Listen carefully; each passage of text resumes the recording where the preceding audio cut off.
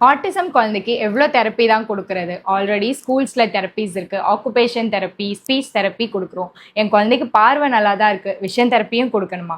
நம்ம குழந்தைக்கு வீட்டில் என்ன செய்யணும், எந்த தெரப்பி கொடுக்கணும், எல்லாமே பேரண்ட்ஸ் நீங்கள் தான் டிசைட் பண்ணணும். அதுக்கு உங்கள் குழந்தைய பற்றி சின்ன சின்ன விஷயமும் தெரிஞ்சுக்கிறது ரொம்ப அவசியம்.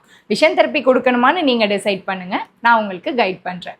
குழந்தைக்கு பார்வை நல்லா இருந்தாலும் ஃபங்க்ஷனலாக விஷனை யூஸ் பண்ணுறாங்களான்னு பார்க்கணும். அதுக்கு இந்த 5 விஷயம் நோட் பண்ணி பாருங்கள். 5th ஒன் ரொம்ப important. First, eye contact. Parents உங்கள்கிட்ட மட்டும் இல்லாமல் ஸ்ட்ரேஞ்சர்ஸ்கிட்டையும் ஐ கான்டாக்ட் மெயின்டைன் பண்ணுறாங்களான்னு பாருங்கள். Second, visual attention. விஷுவலாக ஒரு விஷயம் சொல்லி கொடுக்கும்போது பார்த்து அட்டென்ஷன் கொடுத்து செயல்படுறாங்களான்னு பாருங்கள். தேர்ட், நேம் காலிங் ரெஸ்பான்ஸ் இருக்கா. ஃபோர்த், ஒரு கமெண்ட்டை ஃபஸ்ட் டைம் சொல்கிறப்போவே கவனித்து ரெஸ்பான்ஸ் பண்ணுறாங்களா, இல்லை 3 to 4 டைம்ஸ் ரிப்பீட்டடாக சொல்லிகிட்டே இருக்க வேண்டியது இருக்கா. ஃபிஃப்த், இது ரொம்ப ரொம்ப important, independence.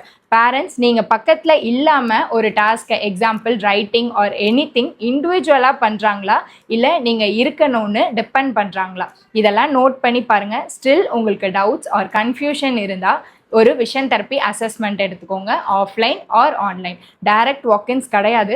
Book appointment prior to know about your child's visual development.